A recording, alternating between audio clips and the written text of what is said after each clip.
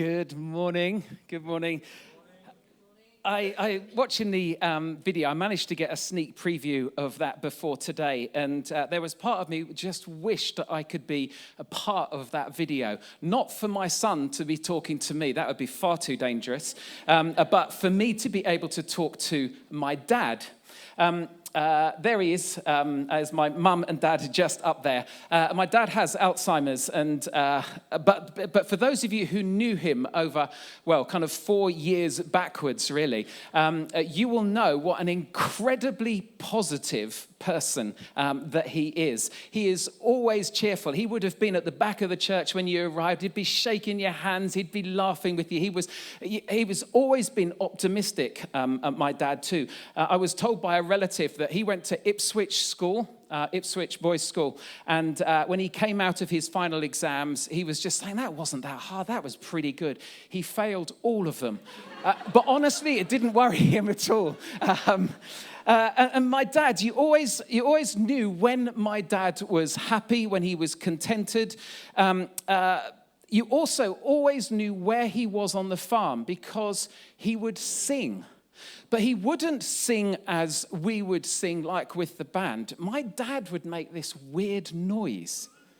And so, if you ever wanted to find out where my dad was, you just had to listen and you'd hear this.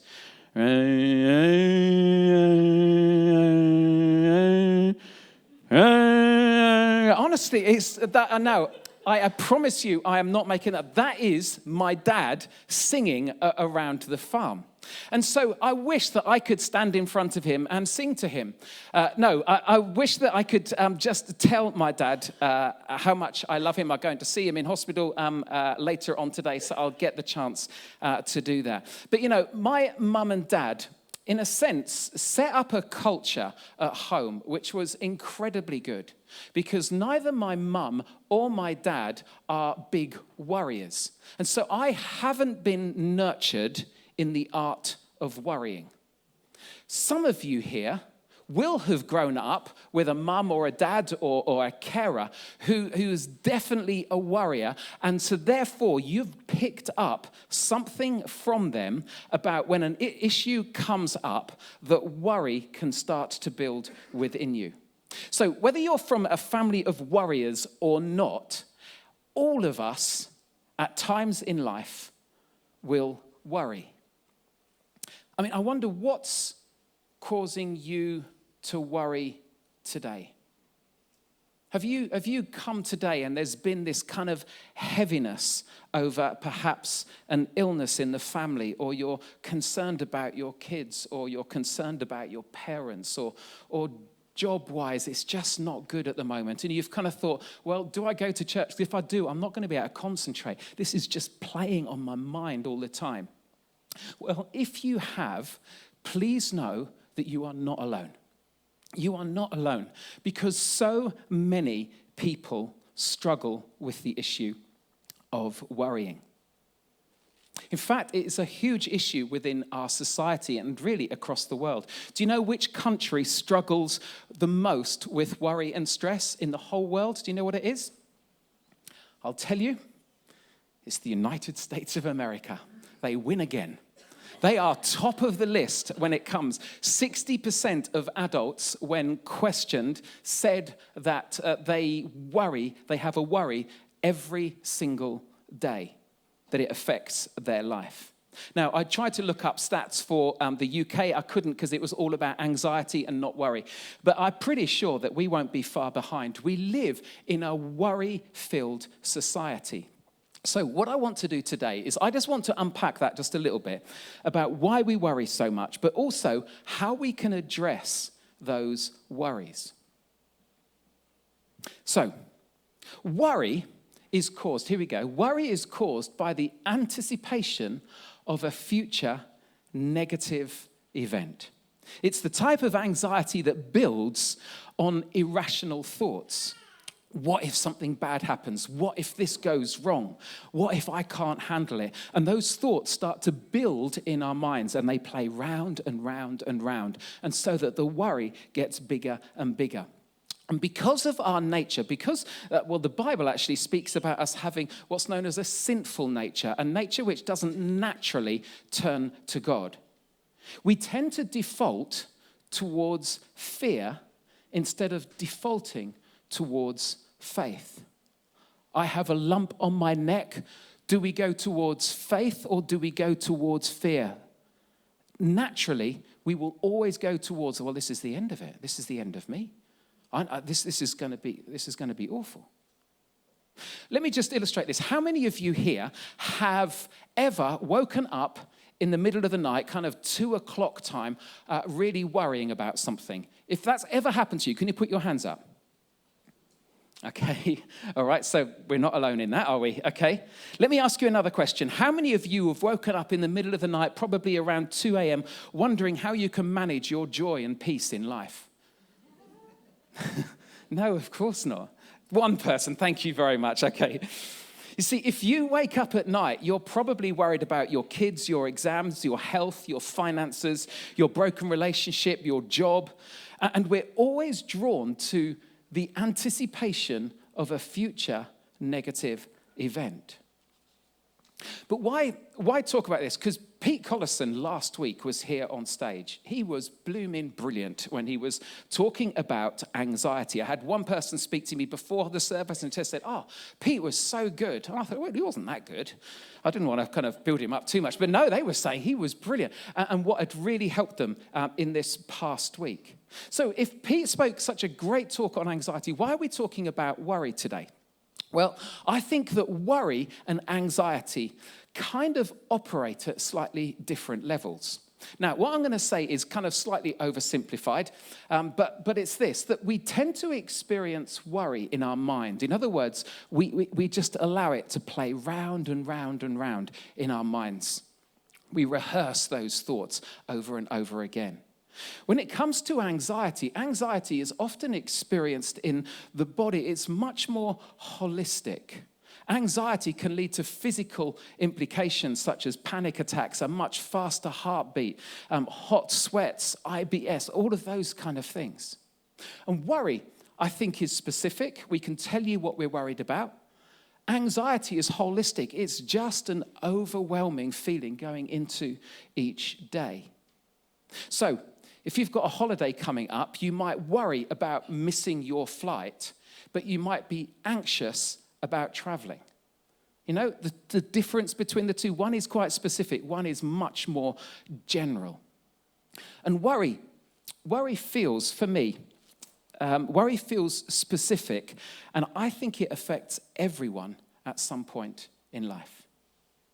So if you're a worrier, or if you're someone who just worries occasionally, I just want to let you know that Jesus has something to say about it. Now, there are lots and lots of different ways that you can address this, but being a follower of Jesus myself, I'm always keen to find out, what does Jesus have to say about the issue that I'm facing? So Matthew, one of Jesus' disciples, one of his close followers, he recorded Jesus' life, and he records what Jesus has to say about worry. And honestly, it's quite tough teaching, but ultimately, I just think it is great news for you and for me if we want to experience this thing called peace of mind. So, in chapter 6 of Matthew's gospel, Matthew's account of Jesus' life, he highlights 5 things that we don't need to worry about. And for many of these, we could find excuses as to why we should worry about them. These are the 5 things that he speaks about. He says, don't worry about finance, food, fitness, fashion, and future. Okay? 5 F's, okay? So when you go home today, you can say, what did he talk about? It's about 5 F's. What were they? Can't remember, but it was 5 F's. There we go. 5 F's: finance, food, fitness, fashion, and future. This is what Jesus says. He says this, therefore, I tell you, do not worry. And whenever I was taught, whenever you see a therefore, you've always got to ask the question, what's it there for? So you have to look at the previous verse to find out what he was talking about when he says, therefore, I tell you, do not worry. This is what comes just before those words. He says this, no one can serve 2 masters. Either you will hate the one and love the other, or you will be devoted to one and despise the other. What's he talking about? This is what he's talking about. you cannot serve both God and money. One of them is going to be boss in your life. One of them you are going to put more trust in than the other. So you have to decide which one you trust in more for your security and happiness in life. Is it going to be in God, or is it going to be in your finances? And Jesus is saying just here, he's saying, don't spend so much time worrying about finances. You can't trust both. Sort out who you really trust in. So then he goes on to say this. He says, therefore, I tell you, don't worry about your life, what you will eat, food or drink, or about your body, your fitness and your health, and what you will wear, your fashion. That's what he goes on to speak about. Food. Do you know what? There will be some people here who you definitely worry about food because the lack of finance that you have means that you struggle to shop, which means that food banks become very important to you. And I understand that sense of concern. It must be horrendous. But to be honest, for the majority of us here, we don't worry about where our food is coming from, other than which fast food place we're going to call in at, or which restaurant that we want to go and fine dine at. Most of our worry doesn't come from, am I going to get it? It's more the case of, where am I going to get my meal from? Or we worry about whether it's good or bad for us. And for me, I worry if I've eaten too much.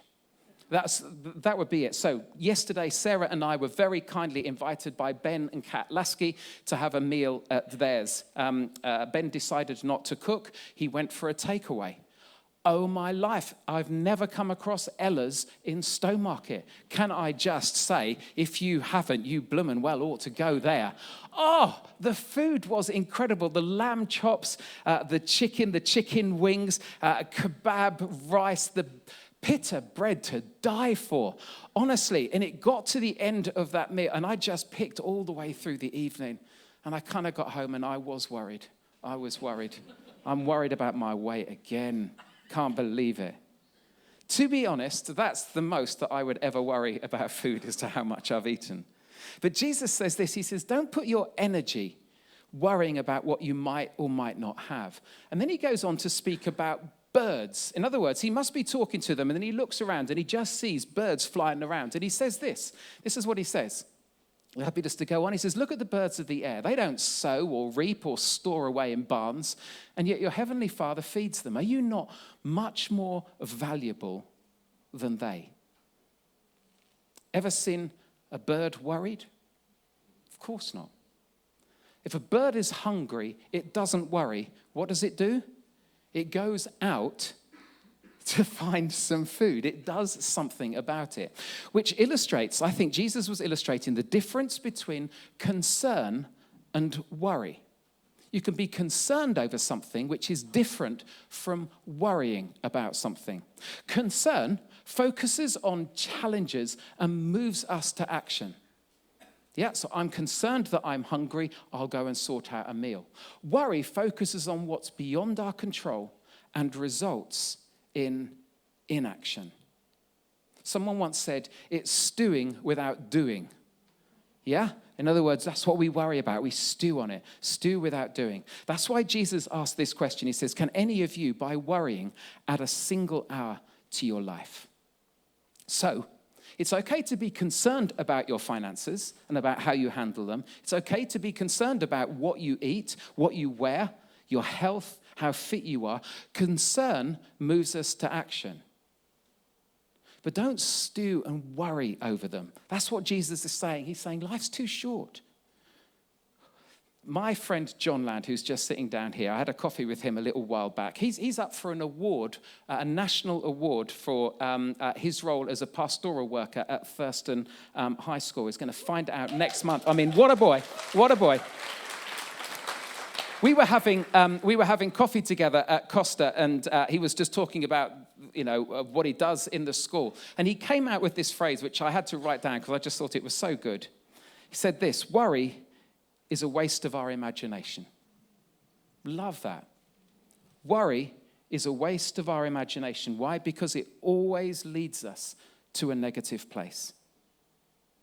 So Jesus highlights this. He's calling us away from a life of worry, and he's calling us towards a life of trust. This is what he goes on to say. Therefore, don't worry about tomorrow, for tomorrow will worry about itself.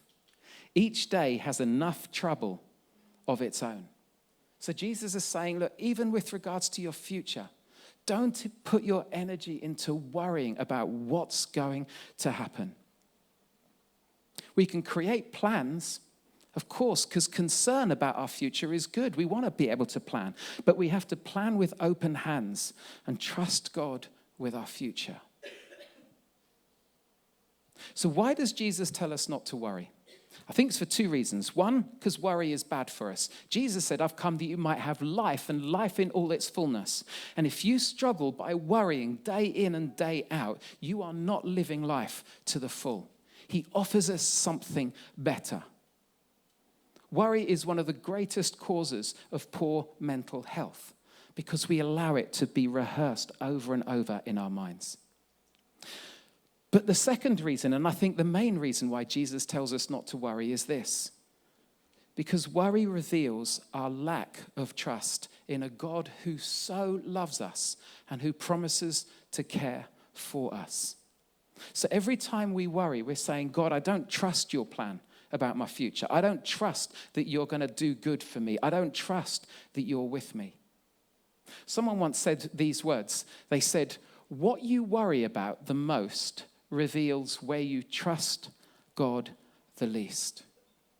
Now, if you're someone who is exploring faith, or you're kind of, you've come along today because you've invited and you think thinking religion, church stuff, that's not really my thing. I understand that. But what I just want to ask you to do is just to consider that if there is a God who has made us, if there is a God who can still oversee our lives, do you think that he will know the best way for us to live? And if there is a God who knows the best way, is it at least worth listening to him? So, what do you worry about the most reveals where you trust God the least. So I'll ask the question, what do you worry about the most?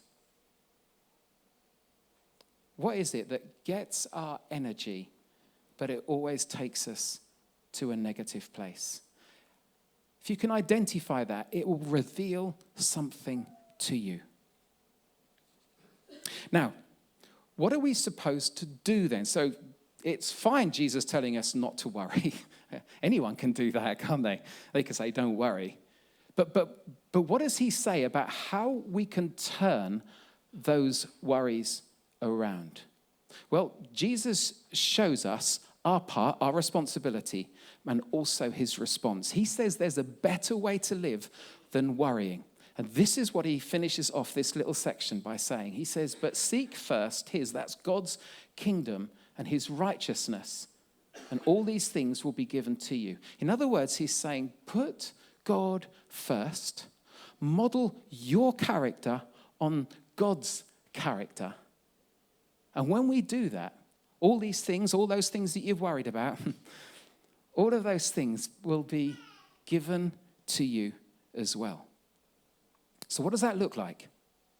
Well, I think putting God first in a life can look different in different people's lives. But here's what it means for one of life's warriors. I would like to introduce you to my wife, Sarah. Sarah, come on up.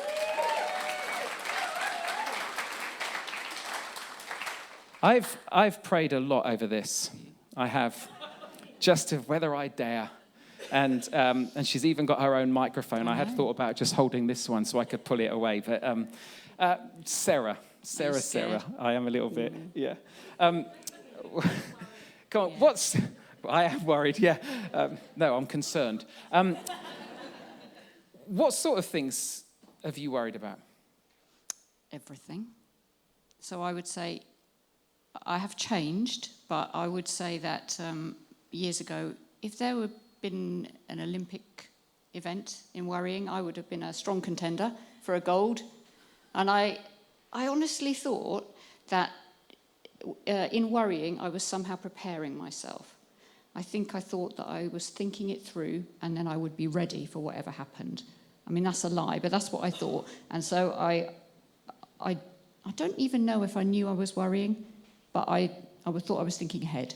But it wasn't happy thinking ahead. It was very negative. It was energy draining, like you said. Sure. So what did that lead to for you? It wasn't nothing helpful.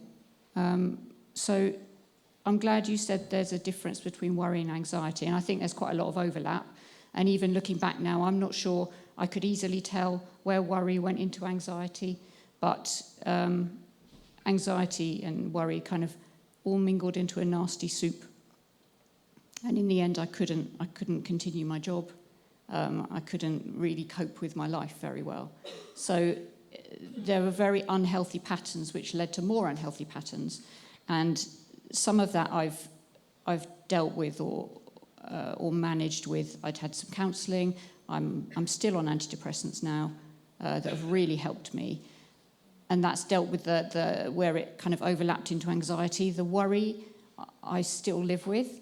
That's like a daily struggle for me. My default setting is to worry.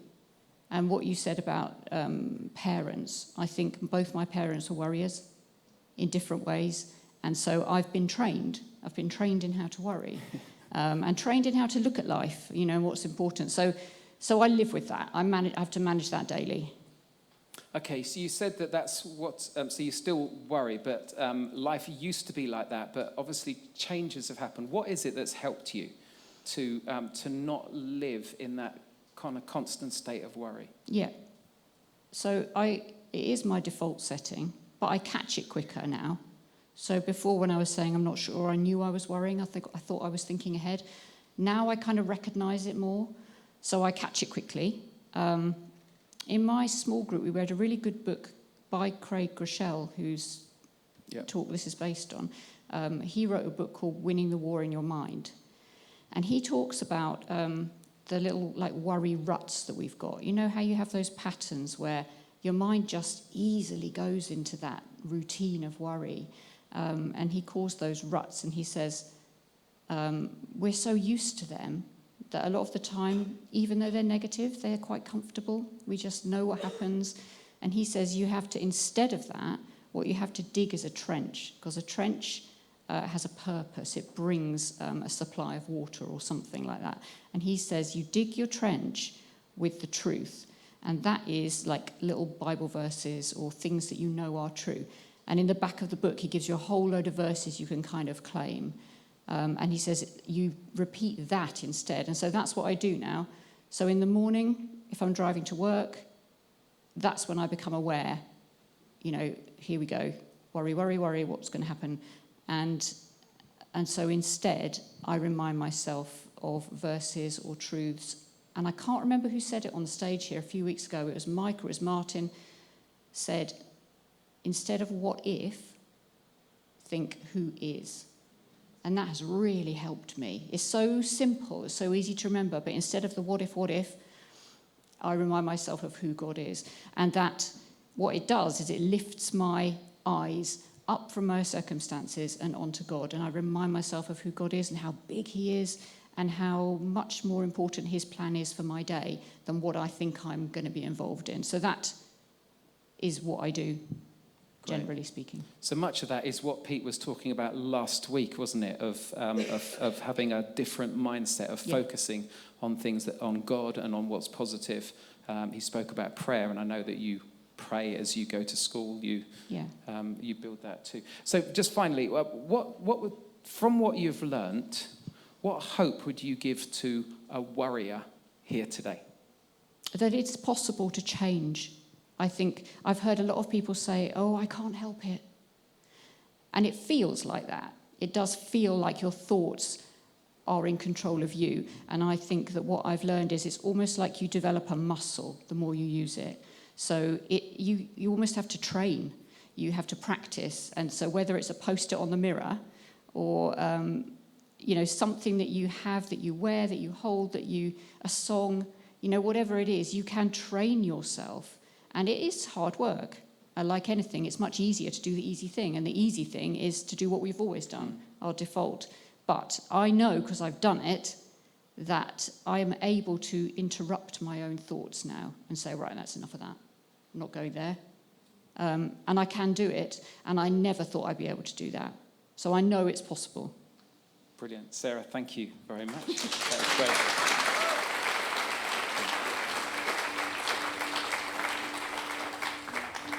I just think it's important that we know that there's hope, that we don't have to stay stuck in this worry rut, as Sarah spoke about.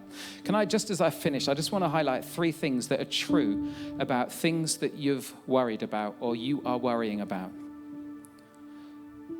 What you worry about today, or what you've worried about today, first of all, one truth is this: it may never happen.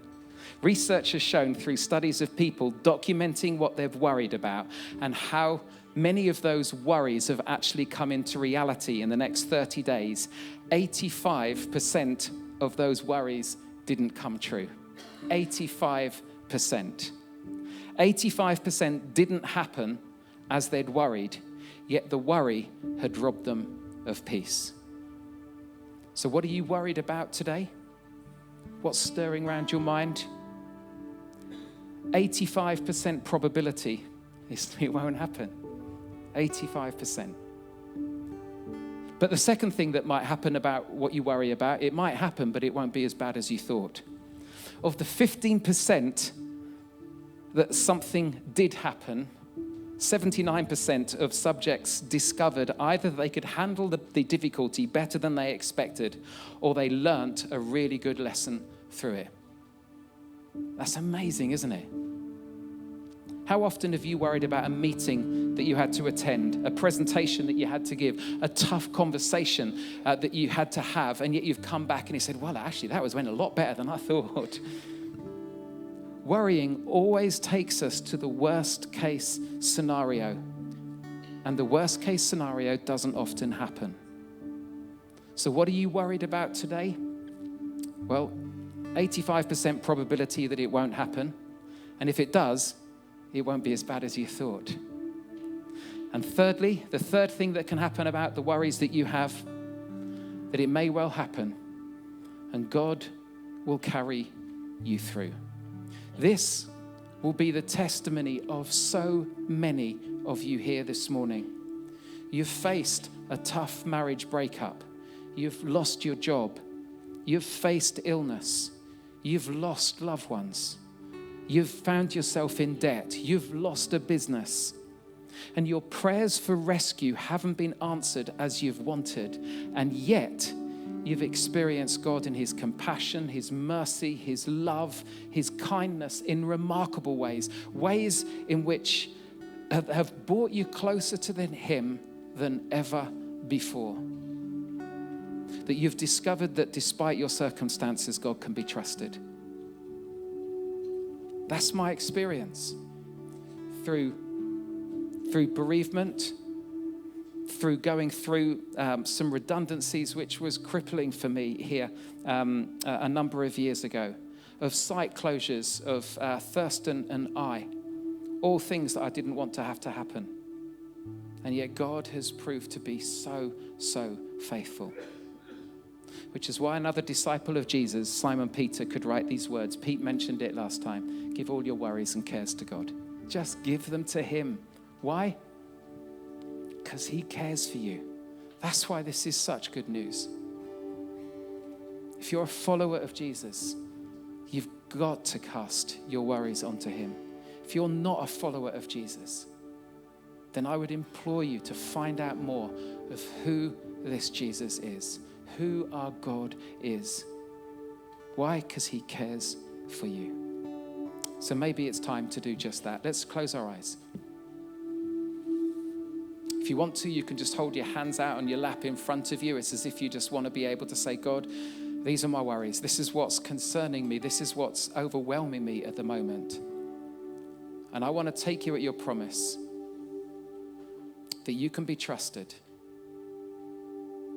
And so, Father, Heavenly Father, I want to hand my worries over to you today. I want to trust you, that you will be at work in my situation. And that because you care for me, God, you can do good through those difficult situations. Lord, would you lift the worry off our shoulders, and would you turn it to trust? Trust in you, our Heavenly Father. Amen.